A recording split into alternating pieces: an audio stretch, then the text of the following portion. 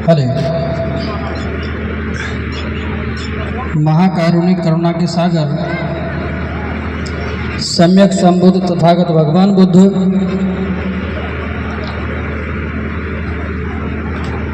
विश्व वंदनीय आदरणीय आद्य पारक प्रकाशी संत सम्राट सदगुरु कबीर साहेब, आदि गुरु जगत गुरु कुल गुरु संत शिरोमणि सदगुरु श्री रविदास जी महाराज, विश्व वंदनीय प्रातिस्मरणीय भारतीय संविधान के शिल्पीकार, नारी के मुक्तिदाता, विद्वान शिरोमणि, सूर्य के समान प्रकाशक, सिंबल ऑफ नॉलेज, ज्ञान के प्रतीक, परम पूज्य भारत रत्न विश्व रत्न बाबा साहब डॉक्टर भीमराव अम्बेडकर जी के चरणों में कोटि कोटि बार नमन है। आज हम सभी के लिए ये बड़ा ही सुंदर सा अवसर है कि भारत के साथ साथ ये पूरा विश्व बाबा साहब की 135वीं जयंती मना रहा है। इस महान ऐतिहासिक पर्व के आप सभी को कोटि कोटि बार बधाई है, शुभकामनाएं हैं। आप सभी लोग काफी समय से अनेक वक्ताओं के माध्यम से बाबा साहब के बारे में जो विचारधारा है उसको सुन रहे हो कि बाबा साहब ने हमारे लिए क्या किया।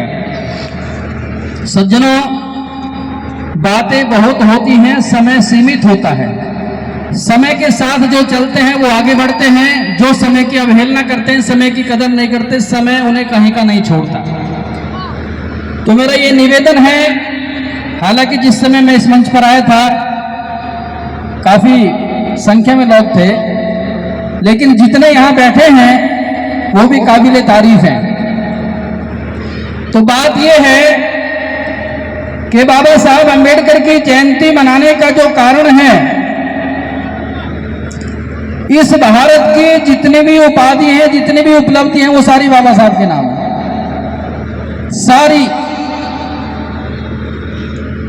और जो बाबा साहब दे के गए हैं, अगर हम उसका 1% व भाग भी संभाल लें तो आपकी भौतिक और आध्यात्मिक उन्नति कोई नहीं रोक सकता। अगर किसी के घर में राइफल रखी हो और वह उसे चलाना ना जाने तो भाई मुझे बता दो, उस रखी हुई राइफल का दूसरों को दिखाने से फायदा क्या है? उसका लाभ तभी है जब आप उसको चलाना जाने। इसी प्रकार से बाबा साहब जो हमें दे करके गए हैं, उसका लाभ तभी है जब हम उन बातों को अपने जीवन में धारण करें। कैस रामपुरी का मैं एक शेर हमेशा पढ़ता हूं अम्बेडकर जयंती के मौके पर।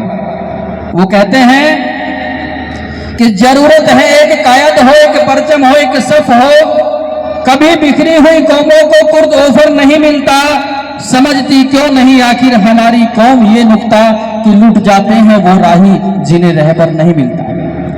जिन्हें रहबर ना मिले, बचपन का सग ना मिले, वो समाज भटक जाए तो कोई बात नहीं, लेकिन जिस मानव समाज में एक नहीं, बुद्ध, कबीर, महावीर, ईसा, मूसा, आपने पेरियार का नाम सुना होगा, महात्मा ज्योतिबा फूले का नाम सुना होगा, छत्रपति साहू जी महाराज का नाम सुना होगा, बिरसा मुंडा, संत गाड़गे, संत घासीदास, और इसी कड़ी में है ललई सिंह यादव। 20 और 30 की उम्र के हैं कि एक बार आप ललई सिंह यादव को पढ़ करके देखिए, हो सकता है जो जानकारी आज तक आपको नहीं मिली वो मिलेगी। और पेरियार साहब एज ए दूसरे कबीर, इस भारत में जो क्रांति तथागत बुद्ध लेकर के आए थे, उस क्रांति को, उस परिवर्तन को सदगुरु कबीर ने, गुरु रविदास जी ने काशी की धरती से पूरे संसार को दिया वो ज्ञान, वो विचारधारा, और उसी पर काम करते बाबा साहब अम्बेडकर ने भारत का संविधान लिखा। और आप लोग जानते होंगे 25 दिसंबर 1927 को बाबा साहब ने क्या जलाया था? मनुस्मृति जलाई थी। इस देश ने जो काम बाबा साहब करके गए उसे कोई दूसरा नहीं करके गया। तो बंधुओं, हमें गर्व है इस बात का कि हम बाबा साहब और बुद्ध के मानने वाले, कबीर साहब के मानने वाले हैं। लेकिन खेद है इस बात का, अभी जो मेरे से पूर्व प्रवक्ता बोल रहे थे, किसी ने कहा है कि हजारों बह गए इन बोतलों के बंद पानी में, हजारों बह गए इन बोतलों के बंद पानी में, गिलासों में जो डूबे वे नाव उभरे जिंदगानी में। बाबा साहब अम्बेडकर की 22 प्रतिज्ञाएं हैं, उन्हें पढ़ो, उन्हें अपने घरों में टांगो।